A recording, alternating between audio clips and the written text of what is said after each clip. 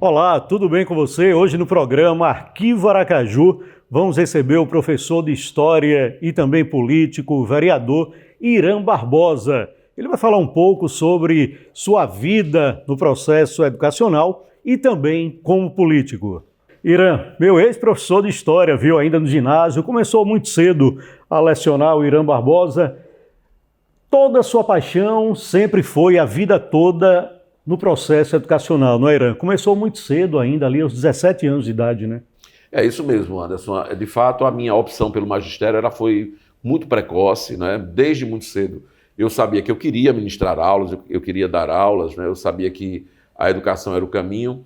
E, aliás, antes até de exercer o magistério profissionalmente, eu exercia de forma informal, porque eu dava aula de banca, ainda estudando no ensino médio, para ajudar, inclusive, a pagar as continhas de casa, eu dava aula particular, aula de banca. Então, muito cedo eu comecei. Agora, profissionalmente, eu inicio minha carreira aos 17 anos, porque eu fiz vestibular para a Universidade Federal do Sergipe, para a licenciatura em História, em 1984, e ali fui aprovado, fui classificado em primeiro lugar, começo a fazer o curso, e até antes do curso inicial eu recebi um convite para trabalhar ali numa escola que ainda hoje existe, é o Instituto Dom Fernando Gomes, ali em Siqueira muito Campos. Antiga, né? Eu nasci e me criei ali no bairro Siqueira Campos, então comecei a minha carreira profissional lá no Instituto Dom Fernando Gomes, com as irmãs da congregação de Santa Terezinha.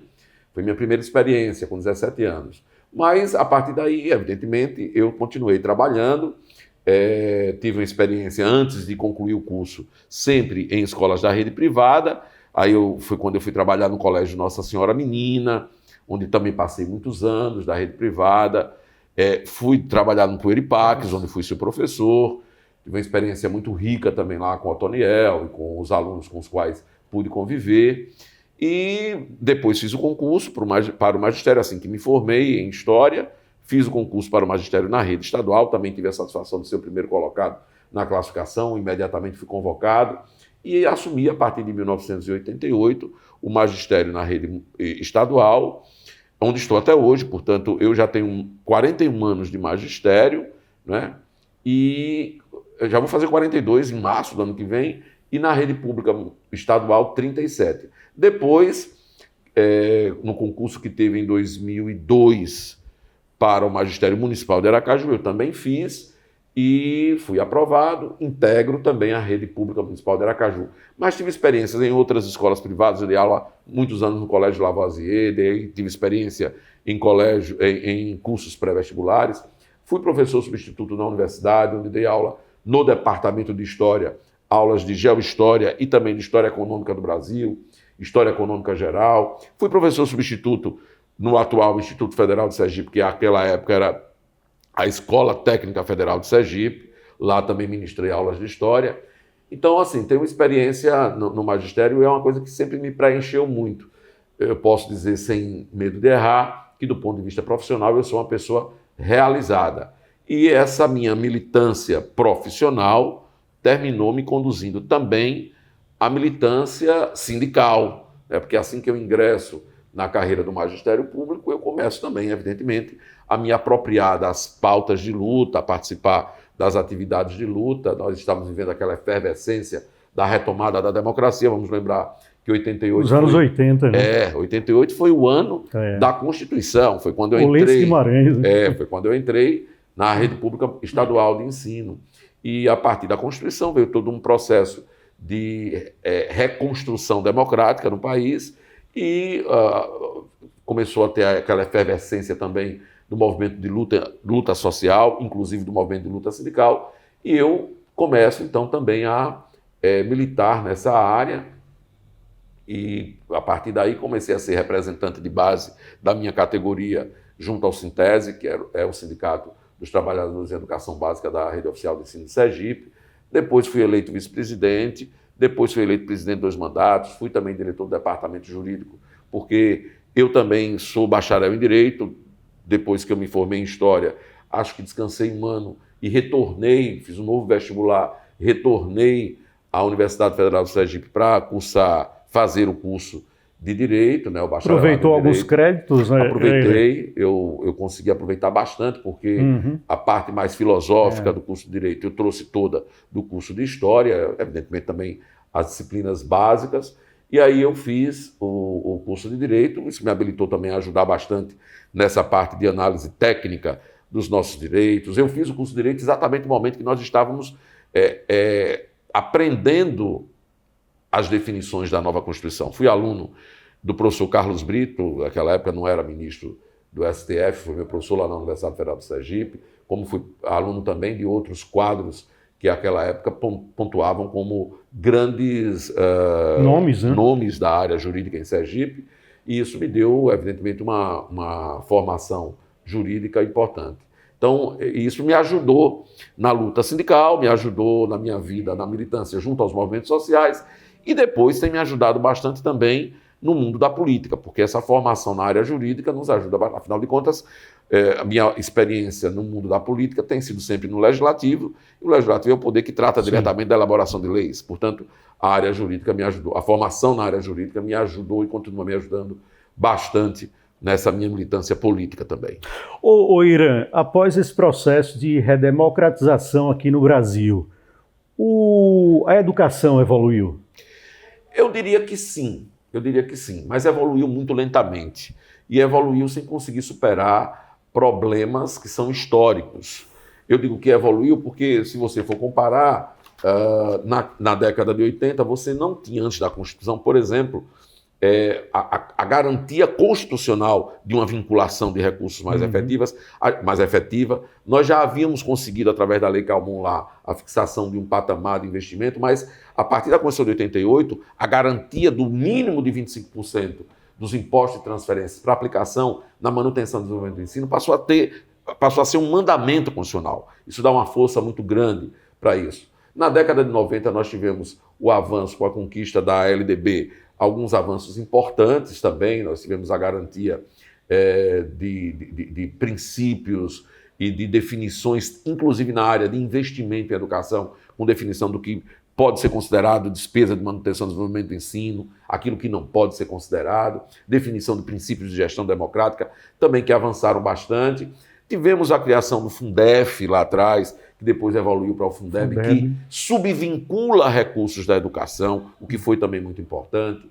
Tivemos a aprovação da lei que instituiu o piso salarial profissional do magistério, que eu, com muito orgulho, pude participar tanto da regulamentação do Fundeb, como do primeiro Fundeb, como também da criação do nosso piso salarial, porque à época eu era deputado federal, né?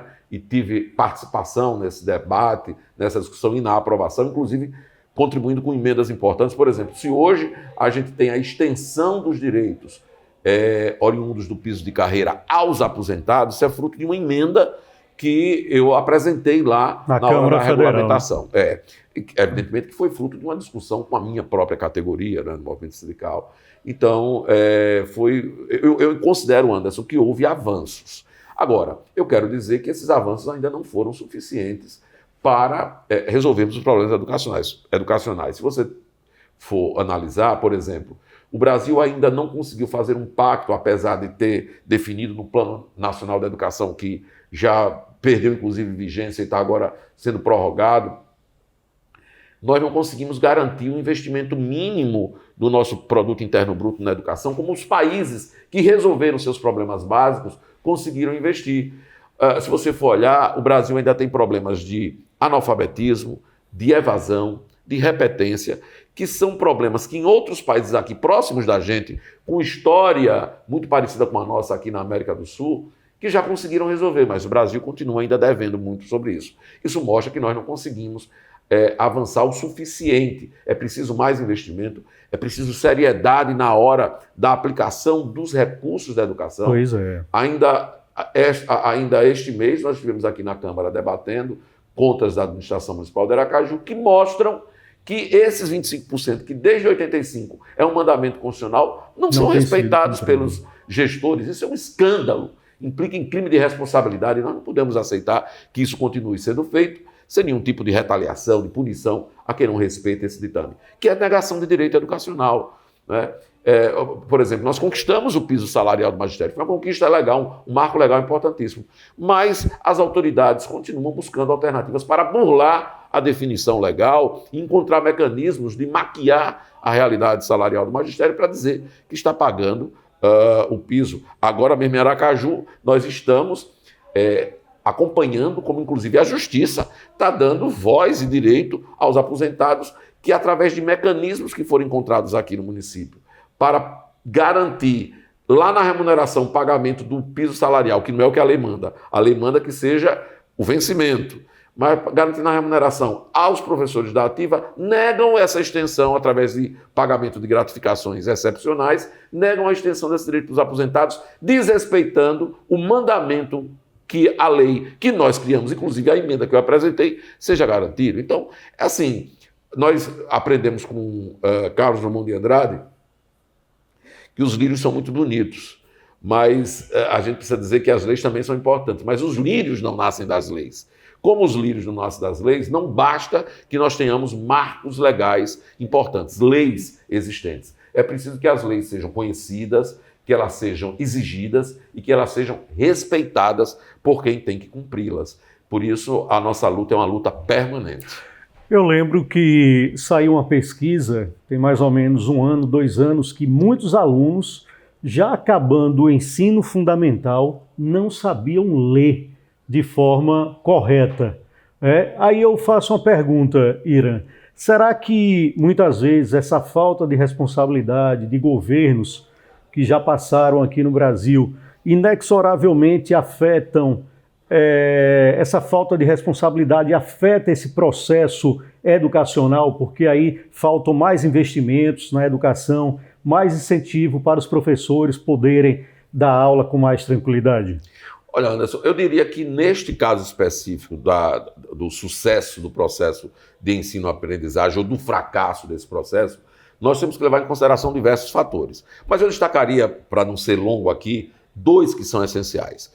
O primeiro deles é que, assim, veja, ninguém cobra de um médico, vou pegar o exemplo de um médico que é uma categoria muito importante, porque lida com algo essencial que é a vida, ninguém pode cobrar de um médico que ele realize uma cirurgia importante para garantir a sobrevivência de alguém, sem ele ter os insumos mínimos necessários, do tipo, ele precisa ter um anestesista que acompanhe, ele precisa ter os instrumentos que ele vai utilizar. Tem que ter uma logística. Tem que ter um apoio, né? Toda uma logística, todo um apoio para que ele possa realizar a sua tarefa. É assim também no caso do professor e da professora. Ninguém pode cobrar que o professor, a professora, obtenha sucesso no seu fazer profissional, no seu mistério profissional, sem ter a garantia dessas condições. Condições de trabalho, condições de formação, condições salariais, condições de carreira. É um conjunto de coisas que precisa ser assegurada para que o professor possa desempenhar bem o seu papel. Mas não é só isso, porque isso tem sido negado aos professores.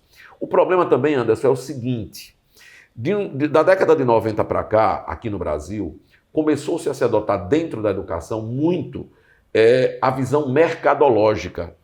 Você começou a adotar dentro do funcionamento da educação a visão empresarial, a visão de negócios, onde você começa a querer avaliar a educação a partir de elementos que são muitas vezes alheios, estranhos à realidade da comunidade escolar. Por exemplo, o IDEB, né? Por exemplo, esses índices que são índices que surgiram a partir da década de 90 e continuam se proliferando, que partem de uma avaliação muito restrita do desenvolvimento dos alunos. E aí o que é que foi criando?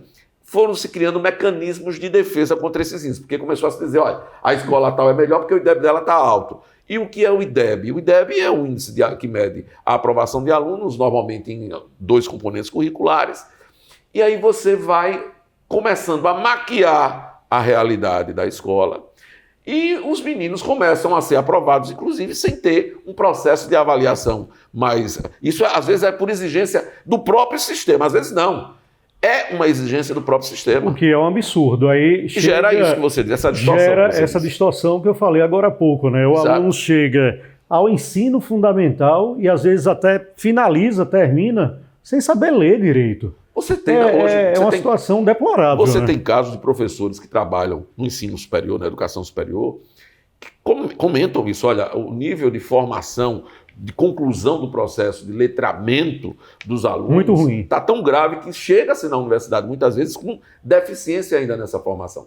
É evidente que isso tem a ver, como eu disse, com uma série de outros problemas, né? Nós precisamos compreender também como cada vez mais a educação, os africanos, as tribos africanas nos ensinam, que os sábios de lá nos ensinam que é preciso toda uma tribo para educar uma criança. E eu acho que nós estamos perdendo um pouco essa noção da responsabilidade coletiva com a aprendizagem dos nossos alunos. Tanto assim que a nossa Constituição diz que a educação é uma tarefa que compete à família, ao Estado e à sociedade. O Estado aí garantindo a educação pública de qualidade. Né? Educação pública de qualidade. Então nós estamos precisando realmente reformular tudo isso. Isso tem se agudizado, se complexificado mais ainda com as mídias digitais, que atualmente trazem outros desafios que se somam e às vezes também dificultam a superação daquelas questões anteriores. Nós até conversávamos, né, sobre isso aqui, celular. Uma pesquisa que saiu na Veja o ano passado, foi o ano retrasado, e crianças e adolescentes depressivos e com maior grau de ansiedade, mesmo antes do período pandêmico, por conta disso aqui, uso de celulares. Quer dizer, na nossa época, não é, Irã? Nós tínhamos o papel e a caneta e nós tínhamos que escrever ali a todo momento, e isso melhora o processo cognitivo, né, de uma criança. Então, as mídias sociais, infelizmente, os celulares, têm trazido algo também que não é bom para essa criançada, para o pessoal pré-adolescente e adolescente também, né? Há dados internacionais que dizem que 4 em cada 12 crianças, por exemplo, já foram vítimas de algum tipo de violência sexual por conta do uso excessivo disso aqui, essa facilidade. Então nós precisamos, sim, ter critérios para a utilização. Evidentemente que todos nós damos boas-vindas à tecnologia. Sim, quem claro. lida com a educação, quem lida com saber, com a ciência, sabe a importância que tem o desenvolvimento tecnológico. Afinal de contas, é a partir dele que a gente consegue dar passos mais significativos. Agora, tudo no mundo precisa ter critério, precisa ter regulamentação. Equilíbrio. E você veja, os neurocientistas hoje estão avançando muito no estudo do uso da tecnologia para o processo de aprendizagem e estão apontando quais são as vantagens, mas também quais são os perigos. E o fato de nós cada vez mais abandonarmos, e aí não é saudosismo, né, mas abandonarmos o uso da mão para produzir a escrita, o uso do papel, da caneta, do lápis, isso prejudica o desenvolvimento intelectual, cognitivo das crianças. E está provado, né, cientificamente. Isso. Então nós precisamos, isso, a educação é um terreno muito complexo e nós temos que nos debruçar sobre os estudos, sobre o que a ciência tem produzido. E isso exige mais investimento, isso exige mais capacitação crescente do magistério, respeito e valorização. Você dava aqui exemplo, eu comecei dando aula muito novo, como eu disse, com 17 anos, acho que com 18 anos eu comecei a ser seu professor. Você é mais novo do que eu, mas não é tão mais novo assim. Com certeza. E o que acontece? Você citava que quando eu chegava na sala e as pessoas estavam com muita conversa e tal. Só bastava olhar. Eu olhava, manifestava um ar de raiva, de desagrado e tal. E todo mundo ficava aquilo era suficiente. Havia ainda um clima de respeito. Não é nem só pelo professor, que merece e deve ser respeitado, mas é pelo ambiente escolar. Nós precisamos debater qual é o ambiente que é necessário para que as pessoas realmente aprendam com sucesso. E não pode ser um ambiente que nós temos hoje nas escolas. Não pode ser um ambiente de desrespeito, um ambiente agressivo, um ambiente onde você transformou a escola mais em depósito de pessoas, notadamente de pessoas oriundas das classes mais populares, de condição econômica mais baixa, né?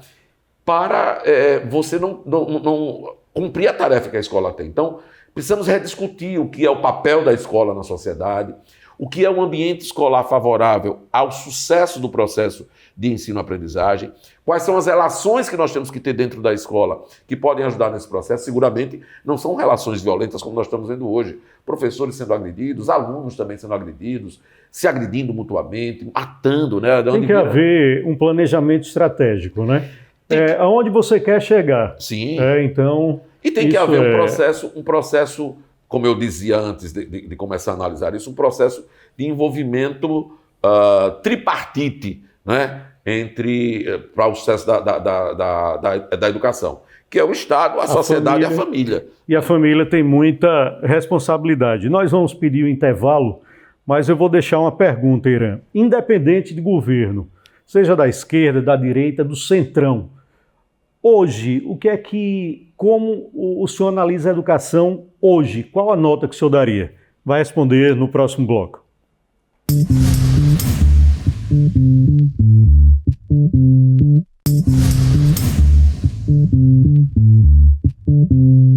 Ok, muito bem, de volta aqui com o programa Arquivo Aracaju, professor Irã Barbosa. Aquela pergunta do bloco anterior, né? Independente de governo, esquerda, direita, centrão, qual a nota hoje que o senhor daria à educação no Brasil? Olha, vou falar agora como professor. Se eu fosse o professor que estava fazendo uma avaliação do funcionamento do sistema educacional, né, aqui no nosso país, eu colocaria o sistema educacional em recuperação.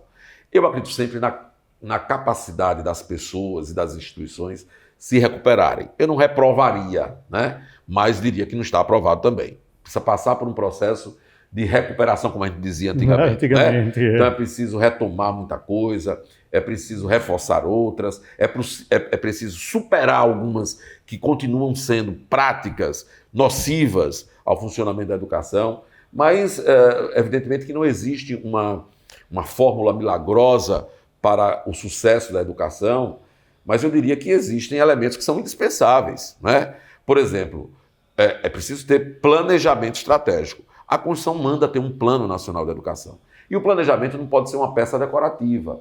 O planejamento ele tem que ser uma peça política, né, produzida a partir de uma participação efetiva da coletividade, definindo as prioridades, as metas, os objetivos da educação, e precisa ser respeitado pelas autoridades. Porque planejar é para se cumprir o planejamento o mais possível, repactuar quando for necessário, mas não desprezar o planejamento. Né? Então é preciso ter planejamento. Mas até antes do planejamento é preciso ter garantia de investimento público. Aí alguém vai dizer, não, mas já se investe muito em educação. Não é verdade. De jeito nenhum. Não é verdade. Nós temos a garantia do investimento de 25% em educação, mas nós investimos muito pouco do nosso PIB, do Produto Interno Bruto, em educação. Ou seja, uma grande parte da riqueza nacional, Anderson, não vai para garantir a educação do nosso povo, não.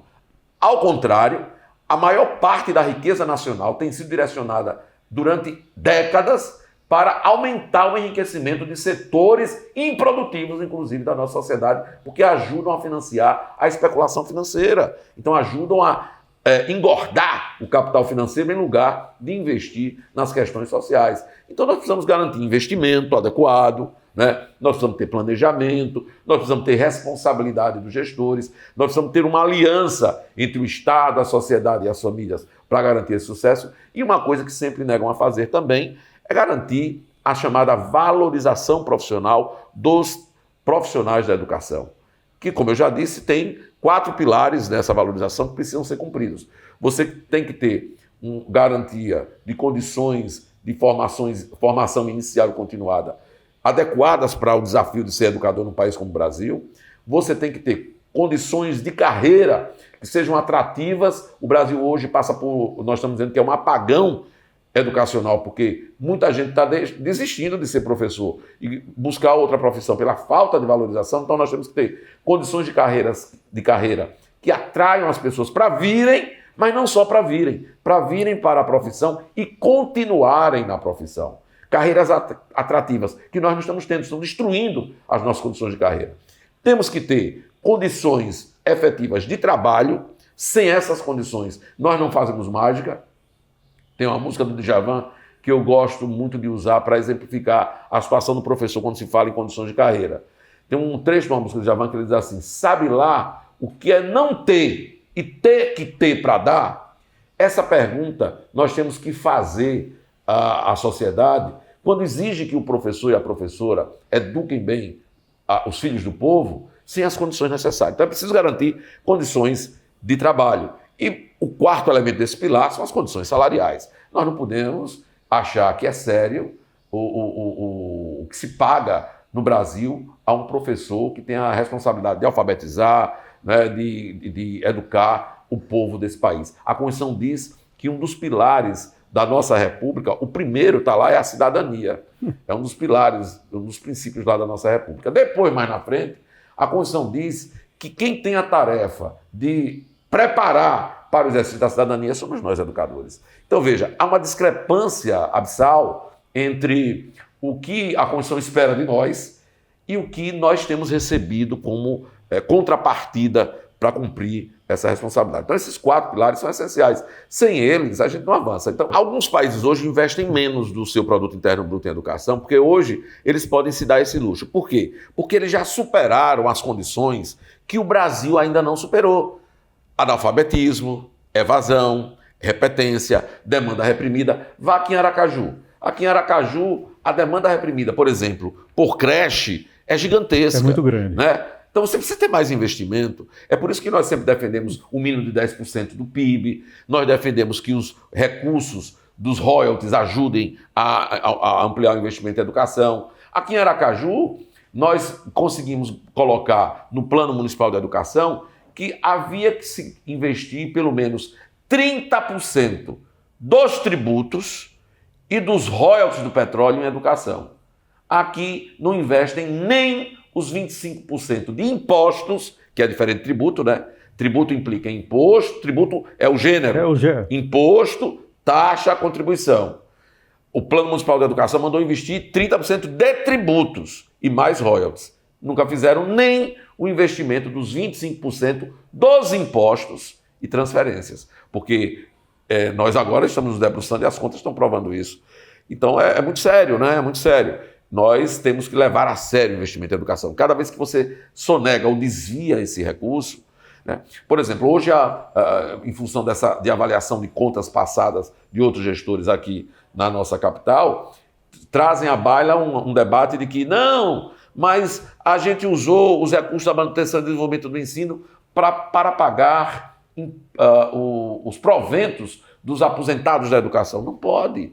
Proventos de aposentados da educação tem que ser pago com pontualidade, tem que ser pago garantido para que eles tenham dignidade nos seus proventos, mas a fonte de pagamento não são os 25% destinados à manutenção e desenvolvimento do ensino. A fonte de pagamento são os recursos previdenciários, é o tesouro quando os recursos não cobrirem, mas não pode ser porque não está lá no artigo 70 da LDB. Isso não é despesa computável para fins de manutenção e desenvolvimento do ensino. Então temos que mudar muita coisa. Irã Barbosa, além de professor, também político, hoje vereador aqui na capital sergipana, já foi deputado federal, deputado estadual. E uma pergunta aqui que é da nossa produção, também do Marcos, e muito interessante, né? Qual a diferença de desempenhar o papel de parlamentar e na sala de aula? Os desafios são muito diferentes? São bastante diferentes, são bem distintos, né?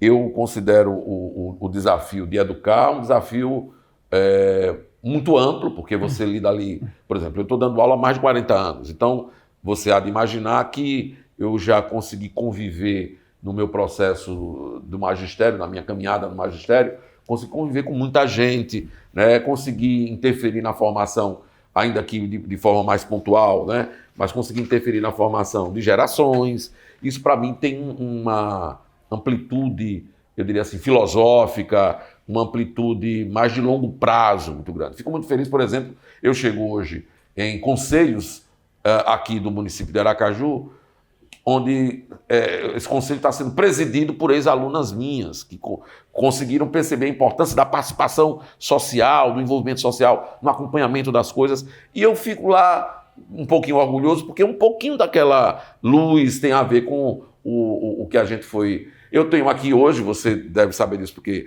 foi também aluno do Pueripax, estou aqui hoje na Câmara Municipal de Aracaju, um vereador que foi ex-aluno meu. Rodrigo. O Rodrigo foi meu aluno, né? Então, assim, você tem um compromisso com o processo de formação de longo prazo.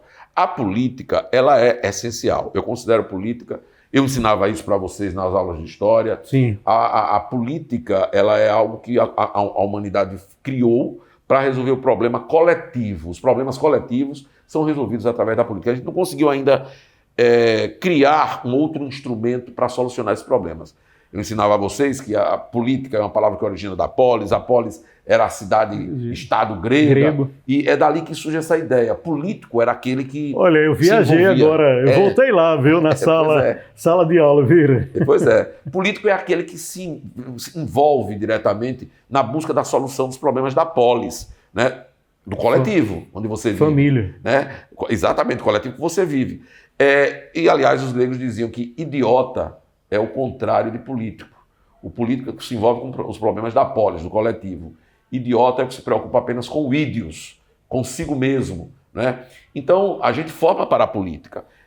A minha chegada à política tem a ver um pouco com essa minha crença de que a política é essencial para mudar a realidade. Né? Então, eu acho que são dois desafios muito distintos, mas todos dois com uma importância muito grande para a sociedade. Se você perguntar qual dos dois é mais prazeroso, eu quero dizer que eu, do ponto de vista pessoal, acredito que é muito mais prazeroso a sala de aula. A sala de aula, né? É o meu terreno, é o terreno que eu piso com muita tranquilidade. A política, evidentemente, nos traz outros desafios e nós procuramos responder com muita responsabilidade, porque entendemos qual é o papel que temos que cumprir, mas é sempre um terreno de muito embate, né? O que é natural numa democracia, onde você tem pontos de vista distintos.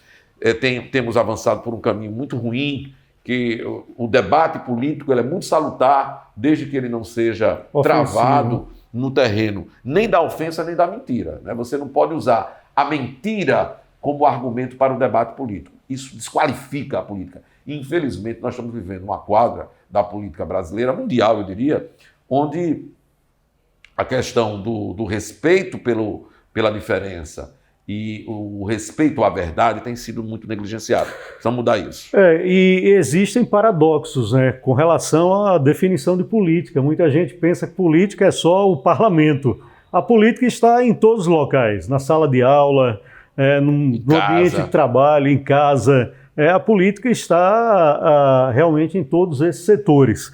Mas, Irã, hoje, como vereador aqui na Câmara de Aracaju, qual a avaliação, né, que o senhor faz agora nos primeiros meses, projetos que foram votados, assuntos mais polêmicos, assuntos que realmente foram relevantes para a população aracajuana?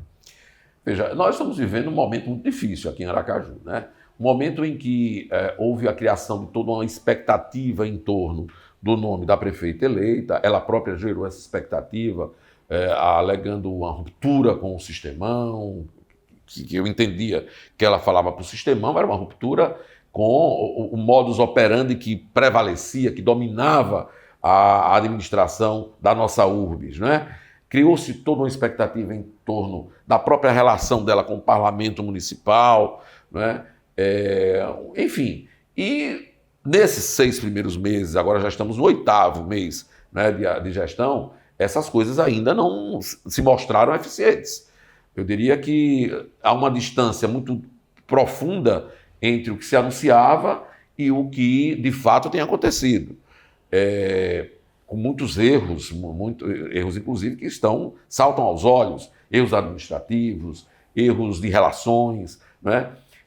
Agora, eu diria também que, bem, é verdade que o primeiro ano do governo, né, são 8 meses, ela tem ainda 3 anos e 4 meses para gerir a cidade e a gente vai continuar daqui cobrando. Eu diria que nós precisamos, eu tenho entendido que a atual administração ela tem se pautado muito mais por uma aparência, eu diria, por uma imagem aparente, do que por uma essência que de fato construa a mudança que foi anunciada para o povo de Aracaju. É claro que um político tem que se preocupar com sua imagem, com sua aparência, mas a essência ela é muito mais importante, né? E acho que nós ainda não conseguimos assistir aqui na administração municipal uma mudança de rumo na essência. Basta ver as iniciativas que têm sido polêmicas aqui dentro, basta ver os serviços públicos que nós tivemos, basta ver a relação de tudo que é... Eu sou vereador de 4º mandato aqui, é o meu 4º mandato, fui deputado federal, fui deputado estadual, é o meu 4º mandato de vereador. Tem práticas que a vida inteira eu critiquei e a atual prefeita, quando foi vereadora, também criticou, que a gente vê se repetir na relação com o parlamento. Por exemplo, chegada de projetos sem a gente ter tempo hábil para dialogar com os principais interessados e serem votados num regime de urgência que não justifica, né? Encerramos o semestre passado aqui exatamente com essa polêmica, né? A gente não tem tempo, muitas vezes, de dialogar. Então, essa é uma prática que a gente não pode... A democracia pressupõe diálogo com os setores, pressupõe que você ouça os conselhos. Você dizia, político não é só aquele que está exercendo um mandato, ou parlamentar, ou no executivo. Político somos todos nós. Por exemplo, em Aracaju existem os conselhos, que a gente chama de conselhos de Estado, que são os conselhos, Conselho da Criança e do Adolescente, Conselho do Idoso, Conselho da Busca da Igualdade Racial, e por aí vai. Enfim, esses conselhos precisam ser ouvidos na hora que você vai formular políticas públicas. É assim que manda a lei orgânica. Nós não assistimos essa mudança, né, no encaminhamento da política aqui. Então, a velha bolha que existia, o velho sistema que existia, ainda não foi superado. Alguém pode dizer, ainda é cedo. Bem, se vocês me conhecem bem, eu estou ainda dando créditos, mas é óbvio que 8 meses já é tempo suficiente para você demonstrar uma modificação na essência, e não foi demonstrado ainda. Então, o senhor acha que ainda existe essa dicotomia entre a aparência e a essência? Não tenha dúvida. Agora, Irã, nós estamos chegando ao final do programa, né? Coisa boa, né? Nossa conversa, o tempo passou muito rápido. Os últimos acontecimentos aqui na Câmara de Vereadores, por exemplo, as 2 CPIs, da SMTT e também do Natal Iluminado da administração anterior. Como o senhor avalia tudo isso? Eu avalio com muita naturalidade. Eu compreendo que comissões parlamentares de inquéritos são instrumentos do Poder Legislativo e que devem ser usados sempre que necessário, né? Eu sou contra o uso indevido de CPIs, fins políticos, políticos no sentido rebaixado da palavra. Nada politiqueiro, né? Fins eleitorais, fins de persecutórios. Eu não sou favorável a CPIs. Agora, CPIs que buscam investigar um determinado tema, que está realmente precisando de um desnudar, né? Eu não tenho nenhuma divergência, seja num governo que eu apoie, seja num governo que eu não apoie. Eu já apoiei CPIs aqui quando eu era vereador e o prefeito era do meu partido, né? Porque entendo que não há ferimento, dependendo de como você conduza, não há ferimento ao princípio do respeito e da harmonia dos poderes. É um instrumento do Poder Legislativo. Eu desejo sucesso aos colegas que integram a CPI, que eles possam, as CPIs, né, que eles possam trabalhar de forma tranquila e possam apresentar um resultado que ajude a desanuviar, né, os dados, os problemas que essas CPIs vão investigar. E que, ao final, o resultado da CPI redunde efetivamente em melhoria para a situação do nosso povo. 30 segundos para acabar o programa. O que é que o professor parlamentar Irã Barbosa gosta de fazer no tempo livre, hein, Irã? Eu gosto muito de estar com minha família. O meu tempo livre eu uso muito para estar com amigos e familiares, né? Porque a leitura, que é uma coisa que eu gosto muito de fazer, eu não a faço mais em tempo livre. Eu faço muito para fins educacionais, para fins políticos. Deixou de ser apenas uma coisa mais do diletantismo, né? Então, quando eu tenho um pouquinho de tempo mais livre, eu gosto de estar com minha família, gosto de estar com os meus amigos, de curtir um pouco de amenidades, porque senão a cabeça... Eu já estou lá chegando nos 60, a gente vai começando a selecionar um pouco mais aquilo que prejudica e aquilo que ajuda a gente. Então, a convivência salutar com a família, com os amigos, ajuda a espairecer e a reabastecer as energias para a retomada do embate, dos debates e do trabalho. Temos realmente que espairecer, temos que nos distrair, porque a vida atualmente, né, não está fácil e requer que nós tenhamos realmente esse tempo livre para poder esclarecer. Irã, grande abraço, muito obrigado. Foi muito legal, Irã. Satisfação toda minha. Sucesso aí para vocês que fazem esse programa bonito. Muito obrigado. Então, conversamos aí com Irã Barbosa, professor. Foi meu professor de História do Brasil, História Geral. Hoje em dia, há muito tempo já político, parlamentar e hoje vereador aqui na Câmara de Vereadores de Aracaju. Você nos assiste pelo canal 5.3 da TV Câmara Aracaju e também nas redes sociais pelo YouTube TV Câmara Aracaju. A todos um grande abraço e até a próxima.